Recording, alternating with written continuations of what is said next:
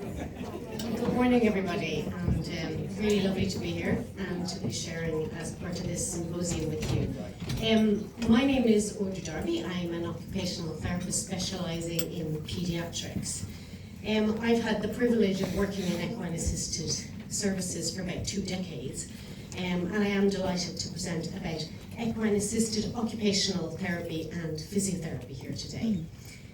So, at the core, I suppose, equine-assisted therapy is the therapeutic use of equine movement and the equine environment by an occupational therapist or a physiotherapist to achieve individualized sensory, motor, emotional, and functional goals. But it's not simply therapy that happens to take place near a horse. In equine-assisted therapy, the movement of the horse becomes the intervention itself. It's rhythmic, it's dynamic, it's multidimensional. It's directly engaging the sensory, the neuromotor, and the postural systems. The horse acts as a co-facilitator. It's responding moment by moment to the rider's movement and their emotion, creating a uniquely interactive and adaptive therapeutic experience. I suppose it's really important to say that all elements of traditional occupational therapy and physiotherapy remain the same. We still do assessment, goal setting, intervention, and reflection. But the difference lies in how and where we deliver them. So instead of static clinical equipment, we have the horse, providing dynamic movement and rich sensory input. Instead of the confines of a clinic, we work in a natural, multi-sensory environment that is both regulating and motivating. Our slide shows human development, and it can be understood as a learning triangle, where each layer builds upon the one beneath it. And at the base lies the nervous system, sensory processing, sensory motor function. And these are the foundations for all higher level skills, such as play, social interaction, communication, fine motor skills, self-care, all of those things that we want to promote. When we support the nervous system's ability to regulate and organize sensory input and strengthen postural and motor control, we are reinforcing that foundation. And then this allows the layers above it to flourish, enabling the child or adult to participate, to learn, and to engage much more fully in everyday life.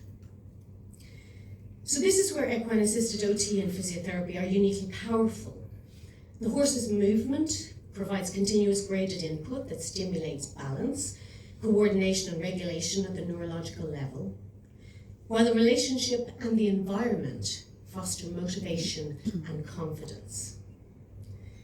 By working at this sensory motor foundation, we're not just improving movement, we're supporting the whole person to develop the capacity for learning, participation, and growth. I'm really pleased to be joined today by my colleague Věra Lantelme-Faisan, an equine-assisted physiotherapist who has co-facilitated a number of integrated occupational therapy and physiotherapy intensive clinics here in Ireland. And Věra is also president of HETI, Horses in Education and Therapy International, and the global organisation promoting excellence, research and collaboration across equine-assisted services. And together, we're just going to explore how equine-assisted therapy supports regulation, participation, and meaningful change from the most foundational levels of development right through to functional everyday life.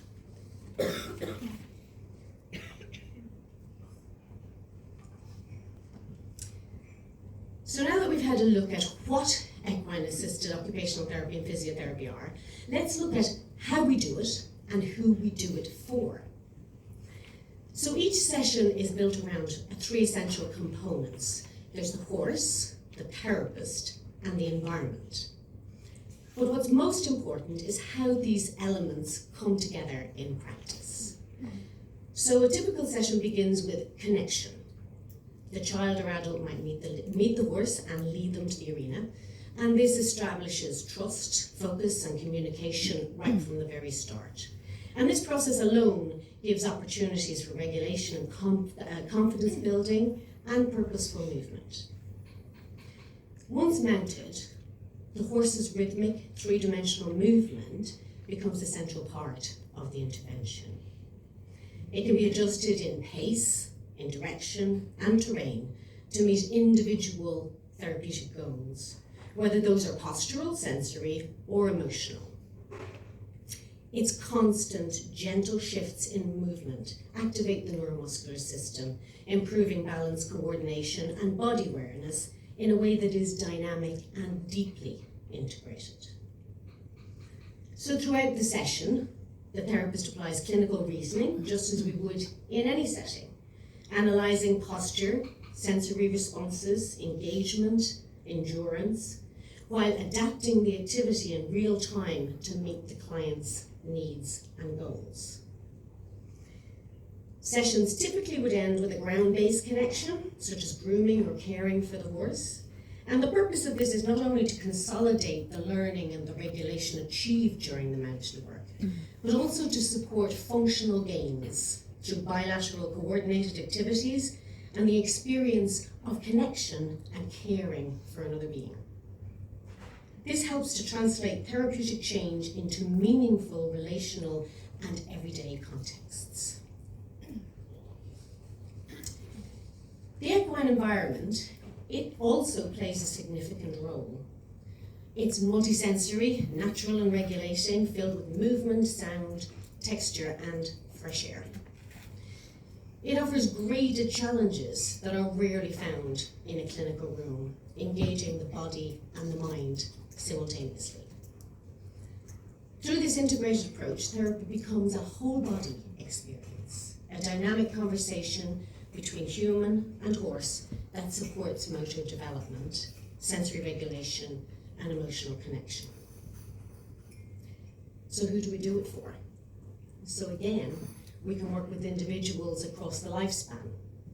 Children with autism, sensory processing differences, or dyspraxia, those with cerebral palsy or neurological conditions, individuals managing anxiety, trauma, or emotional regulation difficulties, people seeking to improve balance, coordination, and confidence, or engagement in meaningful activities. Each person brings their own goals and their own story, and through the integration of movement, relationship, and the environment, we help them build that foundation for participation and growth in everyday life.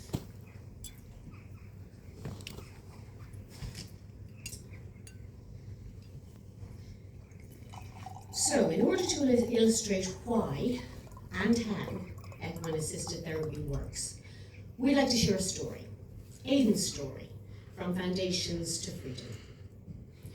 It captures the therapeutic process in action, showing how through occupational therapy and physiotherapy within the equine environment, we can support a child's developmental journey from foundational sensory motor function towards independence and participation. Ultimately, this is the same aim that we hold in any therapeutic process to enable growth and engagement and meaningful function in everyday life.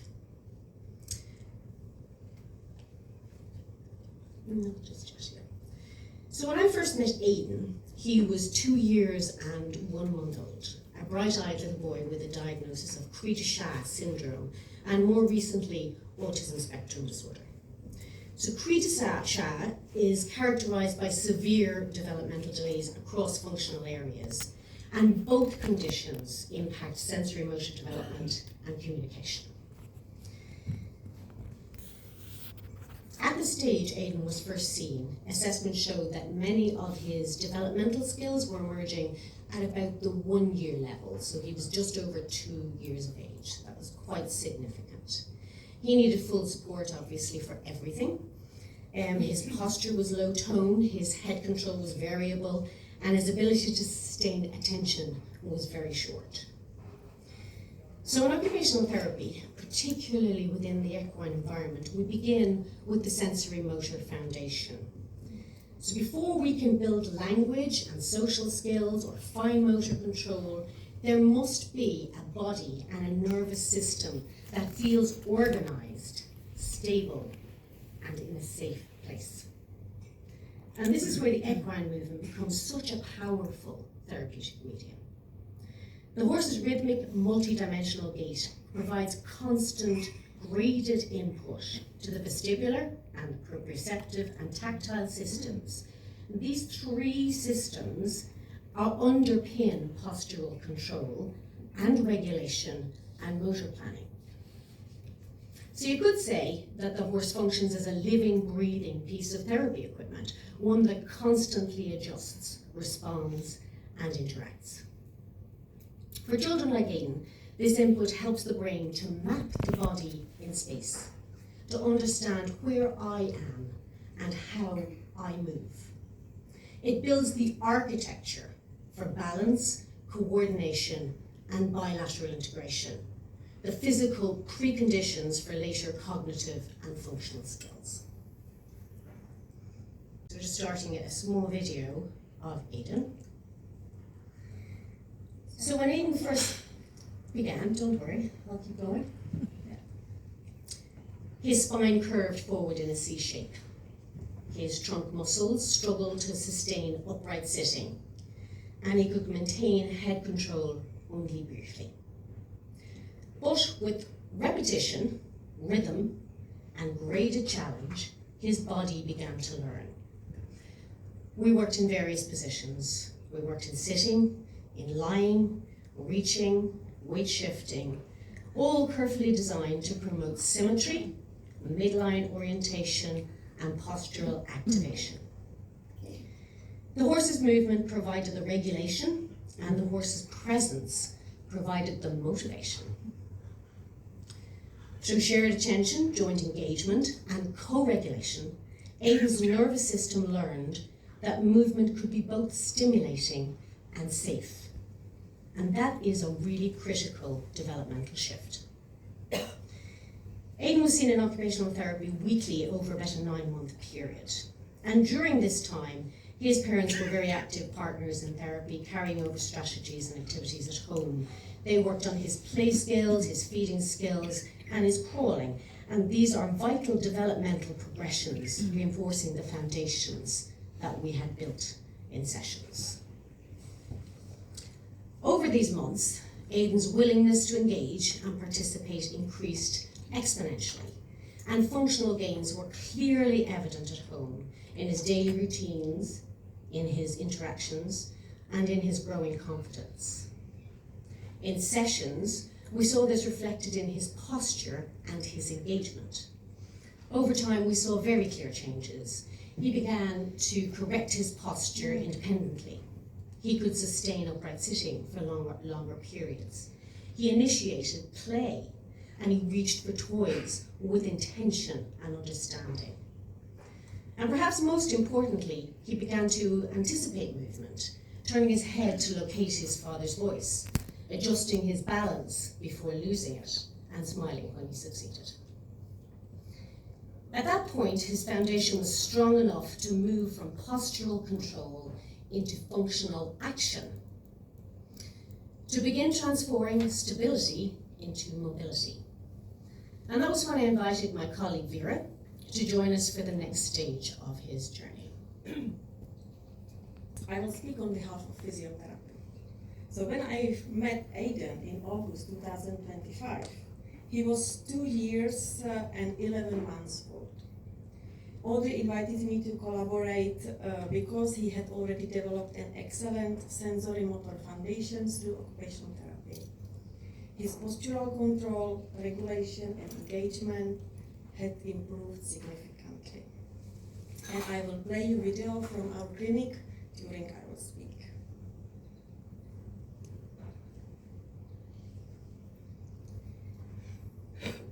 What he needed next was to translate that stability into locomotion and build his confidence to walk independently. We designed with Audrey an intensive 5-day program with 2 short 15-minute sessions per day. Short, because the goal was not endurance, but precision, repetition, and neural integration. This is a very common and highly effective physiotherapy approach in the Czech Republic, and we are introducing it to therapists internationally. On the first day, you could see he was getting tired, so we let him adjust his position. He lay down, he sat up again. The pony moving back did not allow him to become passive. With Aiden, we work mainly in a backward sitting therapy position. This helped activate the pelvis correctly, improve trunk extension, support weight bearing through the arms. It also naturally facilitates the cross movement pattern, while we focused on core stability, proprioceptions, and upper limb engagement. By the third day, something shifted. Aiden was no longer reacting to the movement, he began to anticipate it. He adjusted his body before the pony moved. His back strengthened, his posture improved, and he could maintain the position for the entire session, something he could not do on the day 1. He showed that his brain was starting to organize the movement patterns, repetition becoming controlled, intentional action. We then moved outside to the field. The ground was small hills, uneven path, and gentle slopes, which naturally challenged his balance uphill, downhill, and in turns. He responded beautifully, as you can see in the video. His expression also changed. He became calm, focused, and curious. He no longer tried to fall off the pony, as he did at the beginning of the intervention. He enjoyed the experience, smiling when their car turned toward the stables. The joy is clinically meaningful. When a child feels safe and happy, the limbic system, the emotional center of the brain, becomes active. Learning linked to positive emotions is remembered more deeply. This is how new movements pathways are built or lost one restored after injury or illness. The emotional atmosphere with an equine is very different from a clinic. As a pediatric physiotherapist, I've seen children cry indoors and smile on the pony while working even harder. The movement of the equine is central. When the equine walks, the back creates rhythmic, repetitive, 3-dimensional motions that sends about 100 movement impulses per minute through the pelvis and trunk. These impulses activate the deep postural muscles and stimulate the cross-movement pattern used in crawling and walking. No other rehabilitation method can replicate this one. And height matters also. Many clients spend much of their time sitting or lying down. On the equine, they are suddenly higher, seeing more of the world. They look, reach, and engage. This creates motivation, the strongest driver of rehabilitation. And all of this happens gently, naturally, and with the joy. Wait for the... And on Thursday, when Aiden dismounted, his balance was noticeably steadier. He insisted on walking upstairs with his father's support and around the yard. I'll stop the video here. It looked as though he could not get enough of the movement. In the photograph, you see him sitting straight on our student's lap, calm without support, with his hand relaxed. This demonstrates how much he gained control of his body and the confidence.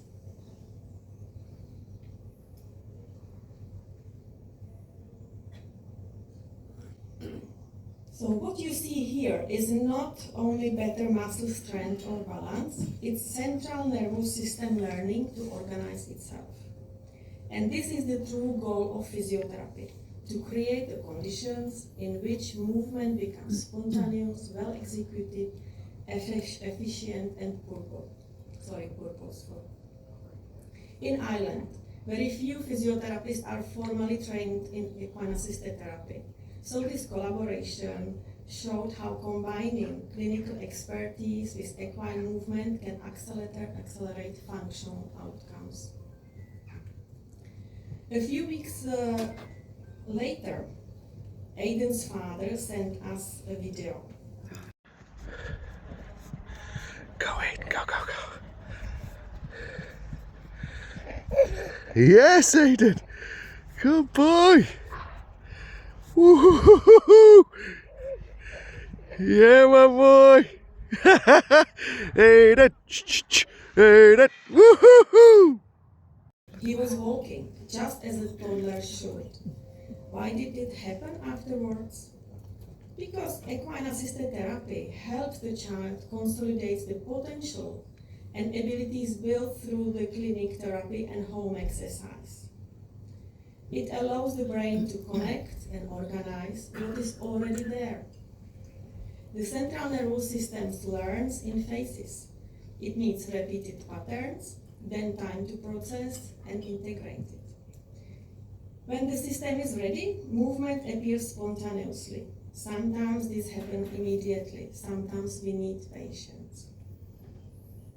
Aiden's case shows what becomes possible when occupational therapy and physiotherapy work together in the equine environment.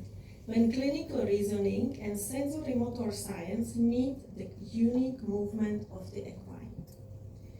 Equines does not replace traditional therapy, it enhances it. It expands how we can reach the central nervous systems, the body, and the whole person. Treating the child with Aiden diagnosis in the standard clinic can be very challenging.